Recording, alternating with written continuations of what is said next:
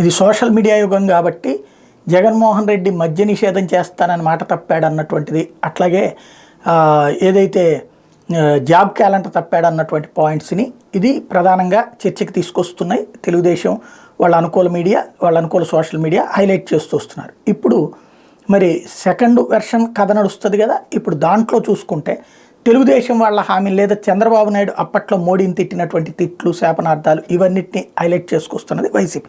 ఇప్పుడు దాంతోపాటుగా మహిళలకి 1500 ఇస్తానన్నటువంటి దానికి పోటీగా మహాలక్ష్మి పథకంలో భాగంగా పుట్టిన ప్రతి ఆడబిడ్డకి 25,000 డిపాజిట్ చేస్తామన్నారు, చేశారా? ఆ రోజున ఒకళ్ళకైనా గర్భిణులకు 10,000 ఇస్తామన్నారు, ఇచ్చారా? ప్రతి పేద మహిళకి స్మార్ట్ ఫోన్లు ఇస్తామన్నారు, ఇచ్చారా? అదంతా ఎన్నికల మేనిఫెస్టోలో ఉంది.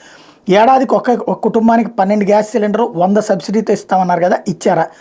అట్లాగే 14,000 కోట్ల డ్వాక్రా రుణాలు మాఫీ అన్నారు, చేశారా? ఇవి ఇప్పుడు వాళ్ళు రైట్ చేస్తున్నటువంటి పాయింట్. దాన్నే జనంలోకి తీసుకువెళ్తామని చెప్పేసి వైసీపీ ప్రొజెక్ట్ చేసుకుంటోంది.